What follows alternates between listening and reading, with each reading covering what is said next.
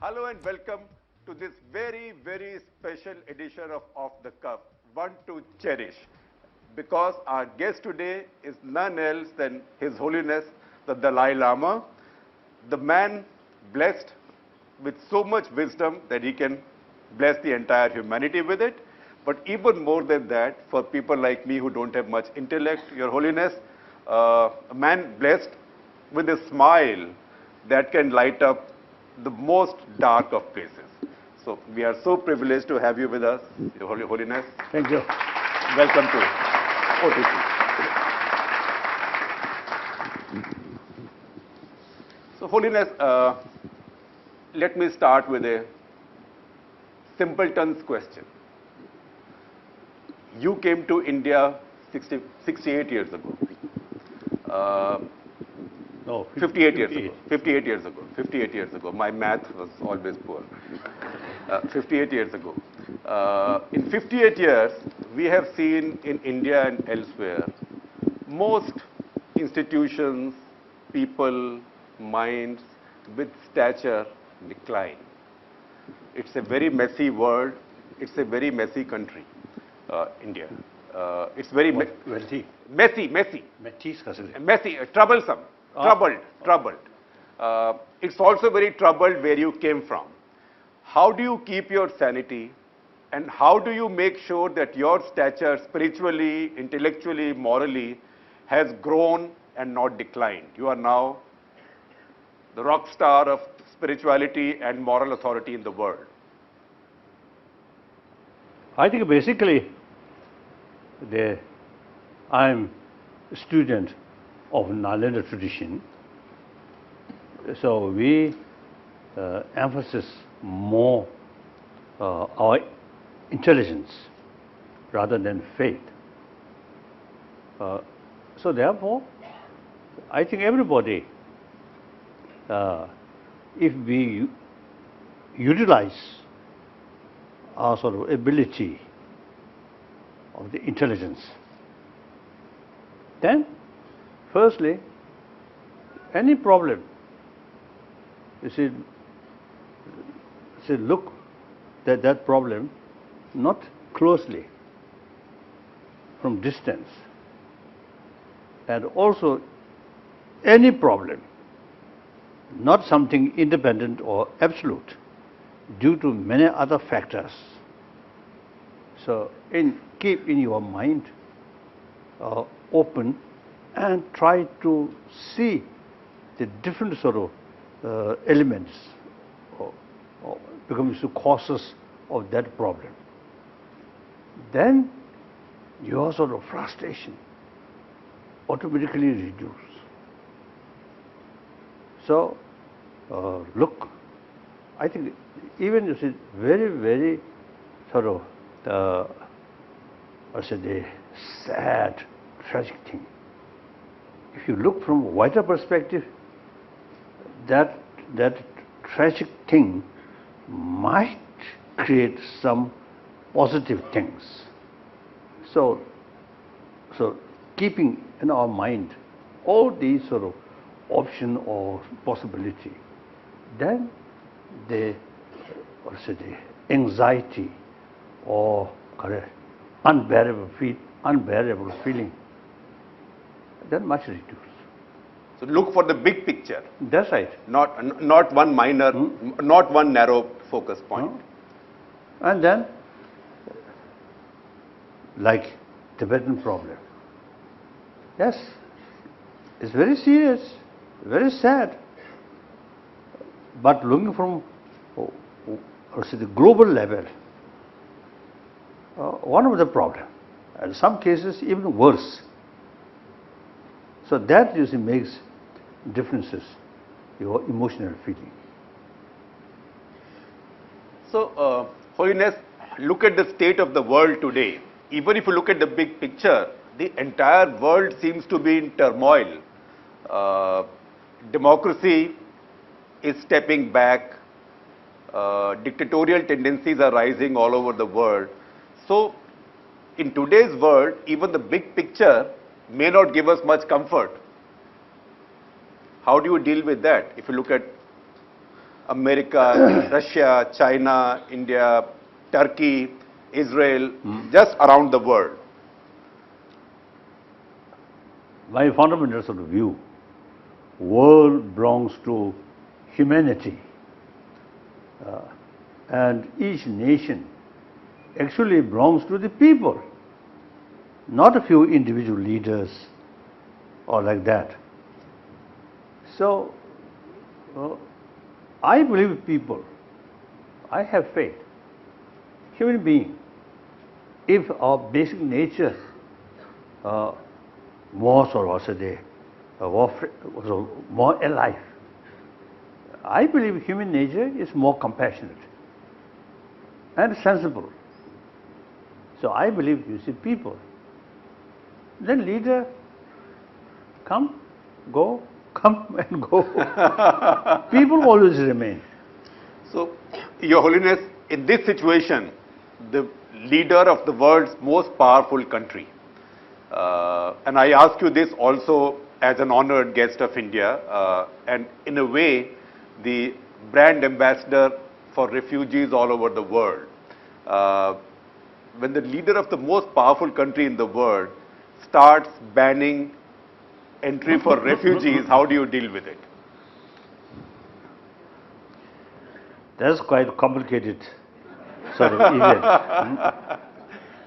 I think many people already expressed their view. So not necessarily to say my view. Pick up. No, your advice, not view. I think you are referring the American president. Yes, sir. So I thought during election, you see, use maximum way about the freedom of expression. So then once you see take responsibility, then logically be more realistic. That's my sort of feeling. But last few days, you see the new president's sort of the action, more and more people now, they have sort of different view, or including some criticisms. So my own sort of position is wait and see. And what is your advice to President Trump? I know you will meet him soon, but when you meet him, what will your advice be on this? Will you tell him that he is in a hurry? That I don't know. I usually, you see, without any note, without any preparation, you see, public talk or meeting some individual, I just, you see, meet and judge the atmosphere. Then accordingly, I talk. Nothing prepared. So, when you see President, Trump, isn't it? Trump, yes. If they have an opportunity meeting, then I will judge the atmosphere and his sort of famous sort of hair, like that. Then you see his like that or something like that.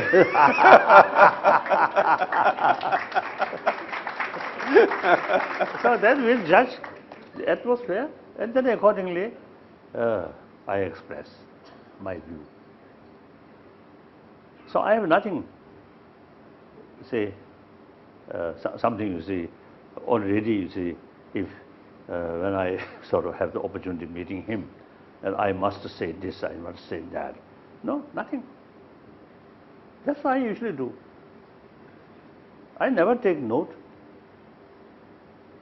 That I know. Oh, very frank, open, sincere. That's important. I mean, you also remember the conversation we had 10 years back in Dharamshala. Right. And asked me for the state of my head.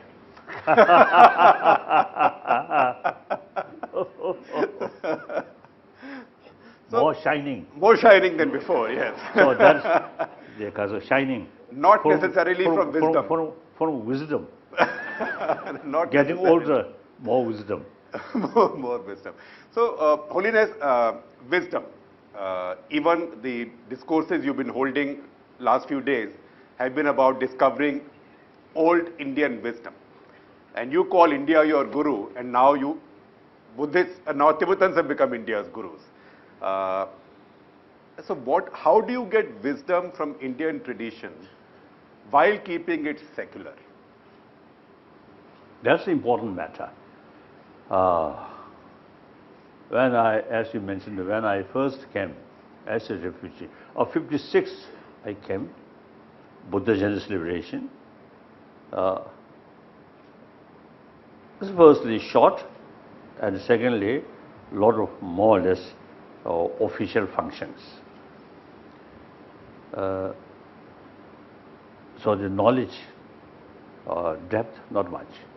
And then, after 59, came to India as a refugee, and Pandit Nehru, immense helpful. And Rajendra Prasad, wonderful. And the Rajaji also, like that. So then, I think, then mid-70s, my first visit to Europe, and seeing those nations much industrialized and highly sort of developed, material sort of thing. And their life, materialistic life, way of life. So when we met individual, a few moments, you see, we greeting some nice things. Then when we become known each other more closer, there are a lot of complaint, too much stress, too much worry. Then meantime, I also you see, start serious discussion with scientists. So then gradually, you see, many scientists, you see, really showing interest about our knowledge about our human emotions and how to tackle emotion. In these fields, many scientists really showing genuine interest. Mainly so 4 fields: cosmology, neurobiology, and physics, especially quantum physics, then psychology. In these 4 fields, after 30 years of serious discussion with scientists, it became clear to us from their knowledge about cosmology and the neurobiology, these things. The physics, quantum physics, the essence we already know, because ancient Indian sort of philosophy, particularly Nagarjuna's philosophy or Arya Asanga Bhusubandha's sort of philosophy, that is mind-only sort of school of thought. And the Madhyamika philosophy, particularly Nagarjuna's, nothing independently exists. So these, so we found, you see, the quantum physics, they say this external thing does not exist objectively. So this, we already know these things. Then the psychology, many scientists now really find useful information from our knowledge, from our discussions. Then I realized all our knowledge come from India. That's the reason I usually call Indian traditionally our guru. So therefore, I felt, oh, India's ancient knowledge, these things, not only ancient one, but also very relevant to today's world. So therefore, the Indian tradition, firstly, fuller knowledge about human emotions, human mind. Then with fuller knowledge about emotion, then there are also, you see, different method to deal with these emotions. So then I felt, oh, ancient Indian sort of knowledge is something could be very, very useful on this planet. So therefore, now look, India, traditionally you are so much sort of knowledge, these things. But modern Indian, neglected. Neglected. So modern Indian, I think, rushing to build materialistic society. So that, I think, one sort of the result is too much thinking about money. So a lot of corruptions. So people very much complain about that. But then the complaint not sufficient. We must go deeper level. What's the causes? So the moral ethics, self-discipline, honest, truthful. You see, these, if we emphasize these principles, then these telling lie, cheating, corruption, bully, these automatically reduce. Just the criticism, not sufficient. So therefore, I felt, oh, India's ancient knowledge is something very useful.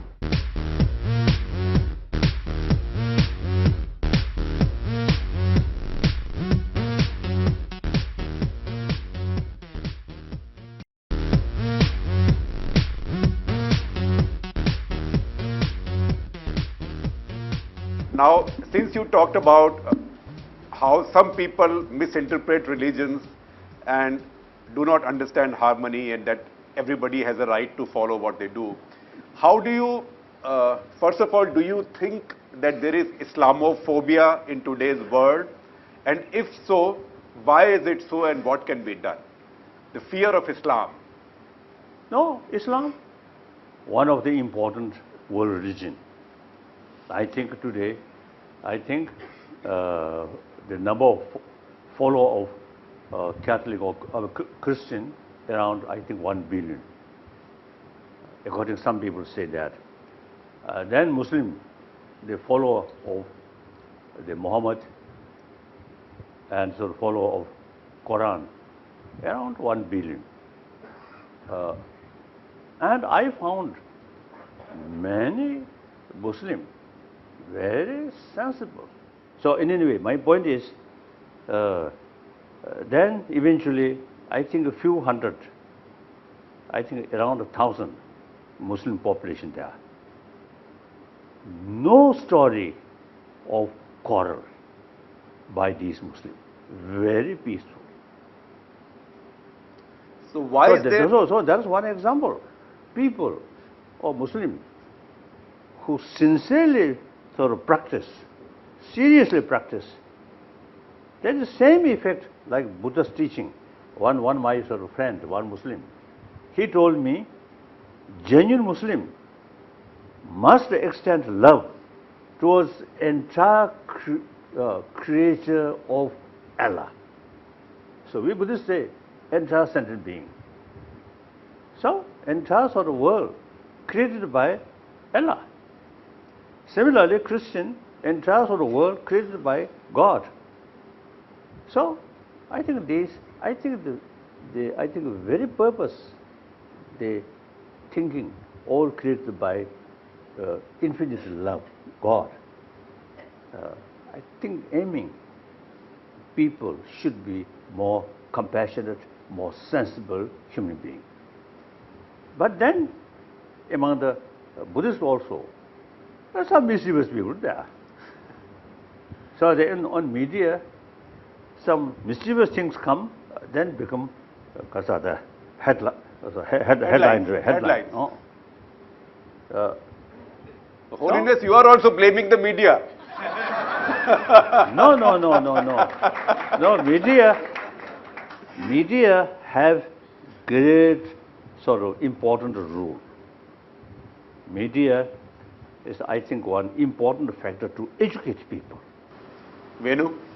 Your Holiness, Shekhar referred to this. Would you say... Venu is a diplomat, but in Delhi, no diplomatic immunity. Is there God or there is no God? Simple question. That's according Jainism, Buddhism, and Sankhyaism. No God, no creator. God such as creator. But we can call Buddha as a God, okay. And Mahavira as a God, okay. But God and such creator, these three, no concept of creator, rather self-creation. The rest of the world religion, all, you see, different sort of, or say the concept or different way, but essentially all accept creator. I think many Indian sort of tradition, ultimately there is creator, but at the same time, life after life. So, rule of karma also there. Would the Western concept of science and the Indian concept of spirituality merge at any point? That I don't know. I think, according to your sort of explanation, it seems, yes, spirituality, not something strict to faith, but rather, I think, training of mind, then okay. Like Jainism and Buddhism, you see, we emphasize the training of mind. Now, we have both constructive emotion, destructive emotion. And through awareness, constructive emotion is good. So, we have to sort of increase that. The negative, try to reduce, not through prayer, not through single-pointed meditation, but rather vipassana, analyze. So that's scientific way. So therefore, now last over 30 years, you see, firstly, out of my own curiosity, I start discuss with modern scientists. At that time, some old Tibetan scholars, a little bit sort of cautious. And then gradually, it became very clear. It is mutual benefit. So scientists and we Buddhists also. So then we start this kind of science lesson. We introduce in our bigger monastic institution, mainly in South India. Now they also, you see, now created the science class. So people, many monk students now study science. So therefore, you see, some scholar from the West, some say Buddhism is not a religion, but a science of mind. It's quite true. So therefore, I think Indian understanding spirituality is vast, training of mind. Religion, a little bit sort of based on faith. Hi, I'm a journalist at the Financial Times, and I wanted to know if you think India's religious tolerance and secularism has improved under the current government, and why or why not? India means over 1 billion Indian population. So overall, I think these sort of tradition, 1,000 years old, so will continue. Some individual may have sort of different views, and as a result may express a little bit different here and there. But overall, India, as I mentioned earlier, India belongs to Indian people, not a few politicians or leaders. We'll take a question here, but Your Holiness, since you explained over and over again that in Jainism and Buddhism there is no concept of physical God, How do you respond when people call you a living God? That's wrong. Sometimes I sort of telling people, people consider me the reincarnation of our Lokiteshvara. Then sometimes I telling, oh, if I am true reincarnation of our Lokiteshvara, then gallbladder problem should not happen. So, because of the gallbladder, you know, then the final sort of refuge, by the way, final refuge in hospital. and Dr. Kasa, Dr. Chobe. Chobe. Chobe, yes. He removed to say my gallbladder, yes. Like that of half of Delhi's. So one occasion, of course, Dr. Chobe is we become a very, very close friend. So one occasion, I teach him, I want to replant or something. Replant his gallbladder. So he say, easily can do. So like that. So therefore, I think at the same time, I can say the previous life sort of, certain sort of, what's the merit, that I feel there. Previous birth. Oh. Yes. My name is Tanveer Batra, and my question to you is that you have been a refugee, and nowadays if you see there's so many kids who are refugees who've been made to fled their houses and their homes, and they've been raised in hate and turmoil. So how would you preach compassion to them?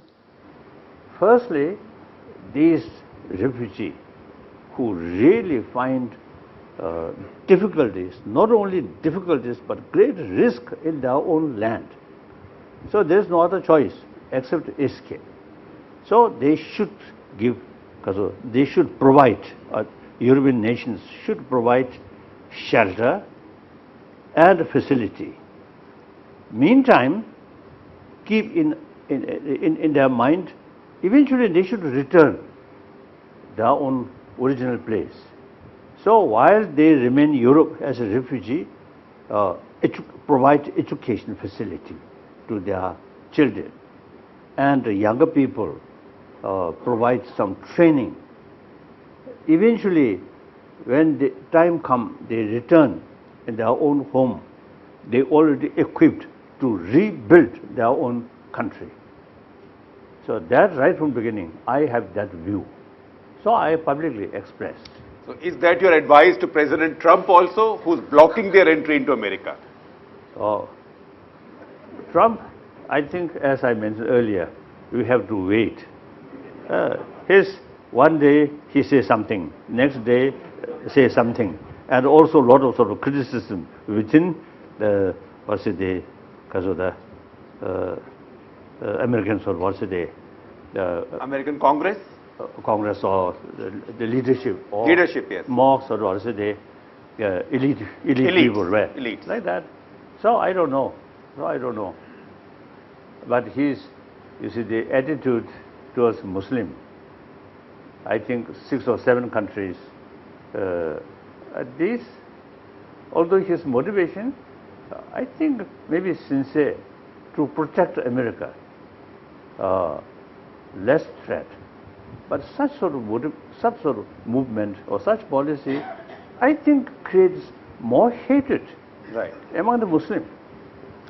I think that so deserves an applause. That is the seed of more problem.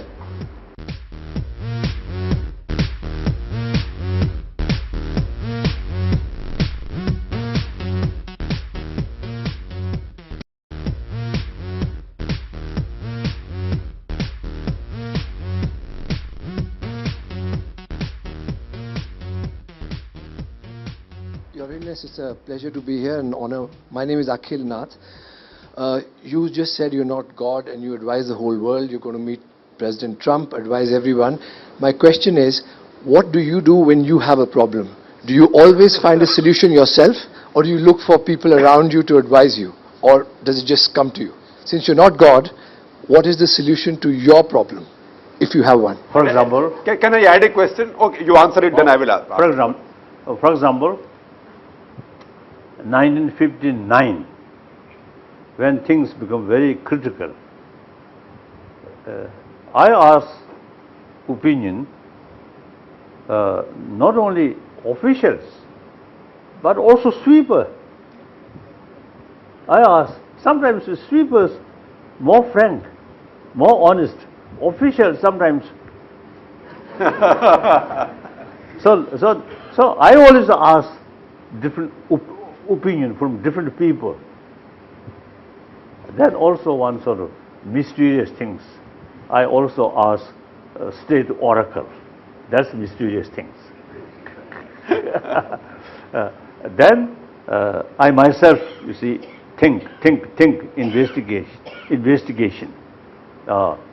Then till final decision happen, my mind always is a lot of sort of anxiety like that. Then finally decide, then no anxiety, whether sort of, no matter what kind of problem, now we decide that way. So 17th March 1959, that day around noon we finalize. Now we going to leave Lhasa or Nobulinga. So then no matter what difficulties, we decide. Even some risk of my own life, we decided.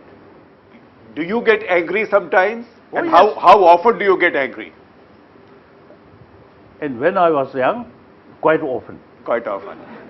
I usually is telling people, my mother almost never show anger. My father, quite short temper. So, my early part of my life, I follow my father's way. The later part of my life, I follow my mother. So when was the last time you got angry? I can't remember. little irritation that happened, but real anger is something. So if you're desire to hit or something, almost. If you're irritated with me, don't tell them. But when was the last time you were irritated? I can't remember. Occasionally, Occasionally. I think you should ask my sort of secretaries. Occasionally, I express my irritation. His Holiness, my name is Sudhanshu Mittal. There is an increase of tensions, I would say, be it across the globe, be it the clash of civilizations, be it various kind of conflicts which we are witnessing. And I personally feel it does threaten international peace. What is it that you would think could be a very good mechanism for conflict resolution? I think India can be important role, because India, I think all major world religious traditions live together. Occasionally some problem here and there, but basically, as I mentioned earlier, I think the example of rest of the world, all major religious traditions can live together. And in some cases, mutual respect, mutual learning. So, since many years, I suggesting to Government of India, I think India should organize international religious conference. Then leaders of various different religious traditions, I think once the Indian government extend invitation, I think most of these, including the Muslim leader, I think will come. Then not only leaders, I think leaders come and the open ceremony or something, some nice word. Then the secondary level of religious or leader come, spend few days and serious discussion. And then finally, you see, Government of India should arrange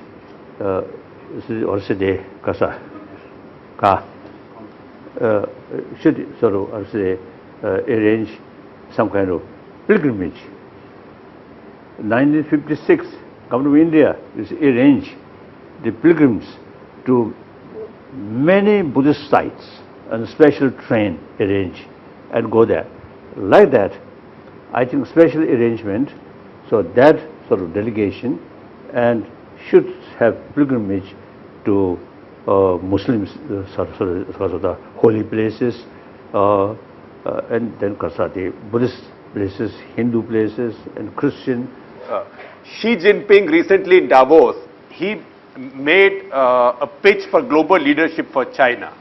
He spoke against protectionism, he spoke for free trade, he lectured the whole world.